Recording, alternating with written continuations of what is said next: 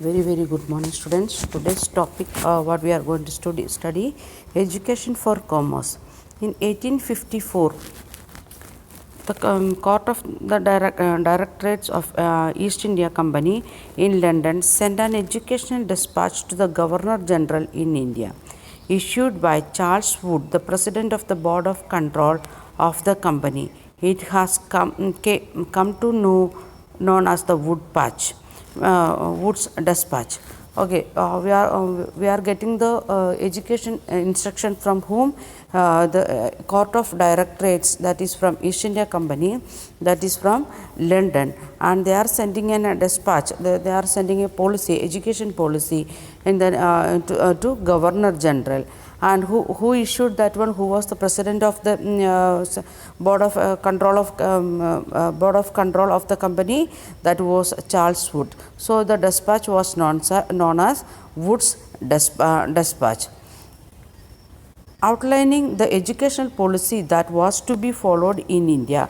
It emphasized once again the practical benefits of the system of European learning as opposed to Oriental knowledge. Again, in Wood's patch, already Macaulay said like that Indian education is not good like that, so we want to learn the Western education type like that. Things we want to adopt here in India.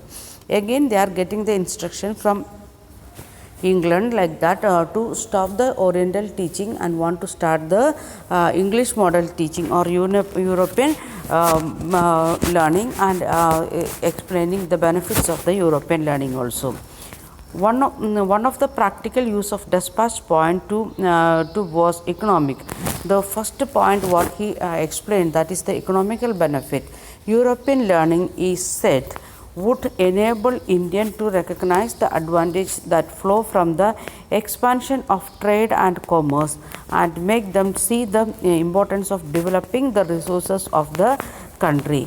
In that they are saying like that we want to recognize, we want to understand the advantages of the trade and the flow of the things from one place to another place, at the same time how we can develop our natural resources or human resources like that.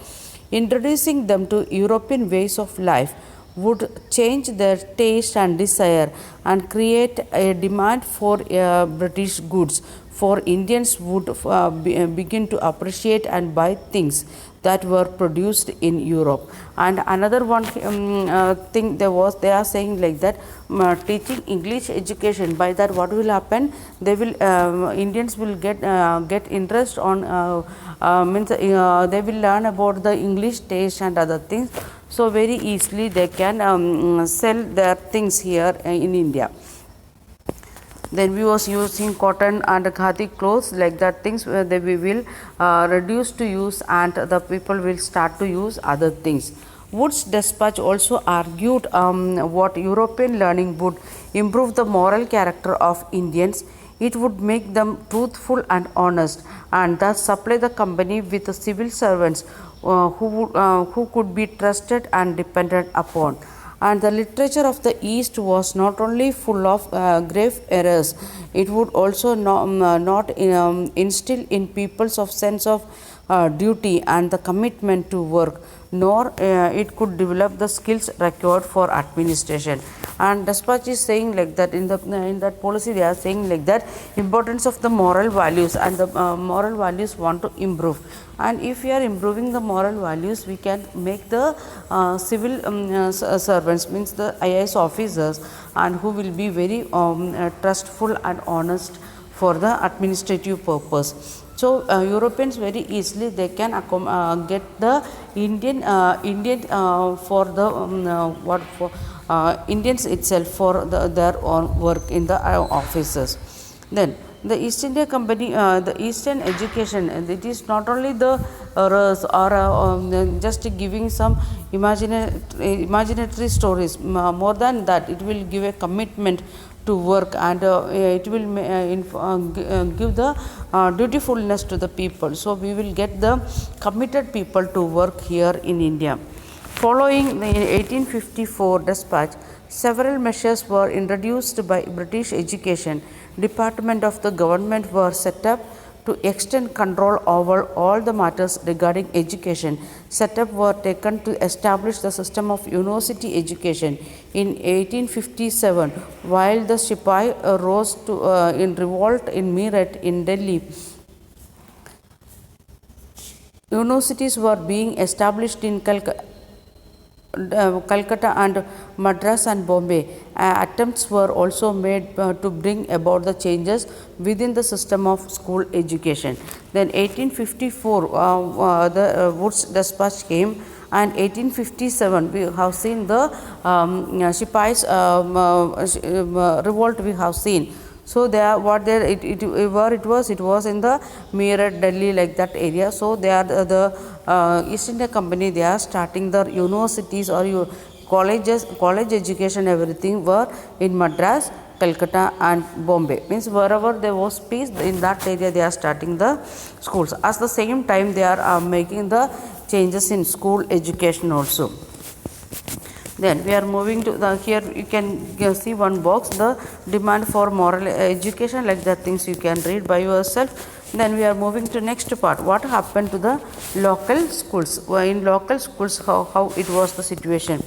Do you have any idea how the children were taught in the pre-British times?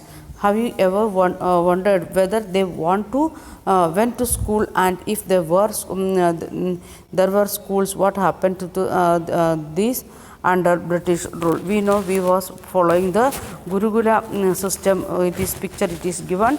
Some of the people, students, they will live with the Guru many years. It may be 15 years or 20 years, like that. Then they are learning things there. The report of the William Adam. In 1813, William Adam, a Scottish missionary, toured the districts of Bengal and Bihar. He had been asked by the company to report on the progress of the education in vernacular schools. The report produced is interesting. Adam found that there were over 1 lakh Padashalas. Padashala means schools in Bengal and Bihar. In Bengal and Bihar, on that time itself, there was more than 1 lakh schools was there, and there were small institutions with no more than 20 students each, and every institutions there was only 10 or 15 or 20. 20 was maximum. More than 20 there was no school. But the total number of the children being taught in these Padashalas was considered over 20 lakh. Means each schools they are studying 20 students, and 1 lakh schools was there, total 20 lakh students was studying. The institutions were set up by wealthy people or the local community. At times they were started by a teacher or teacher or guru. Means the Padashala is started by some rich people or by the what we can say the community together. They were starting like this Padashalas with the intention to teach the students. Then the system of education was flexible, very flexible, according to your talent, according to particular child's interest. The syllabus was entirely different. New things that you associated with the schools today were present in the Padashala shalas at that time. There were no fixed fee, no printed books, no separate school building, no benches or chairs, no blackboards, no system of separate classes, no roll call registers, no annual examinations, then and no regular timetable.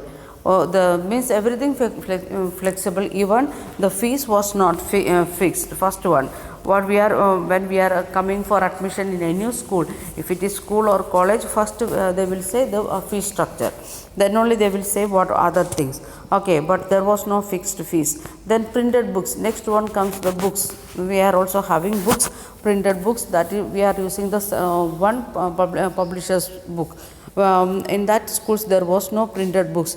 Then everything was common. There was no separate class. Those who joined 10 years before or knew like that, there was no like that separation. Altogether they were studying. And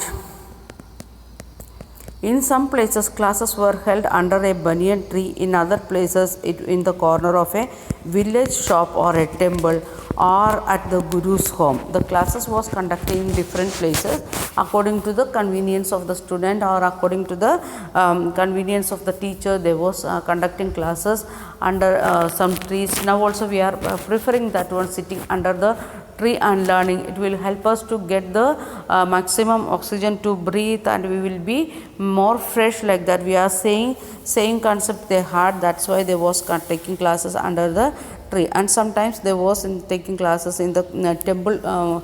In each and every temple there will be some halls. In the corner of that hall they was taking classes.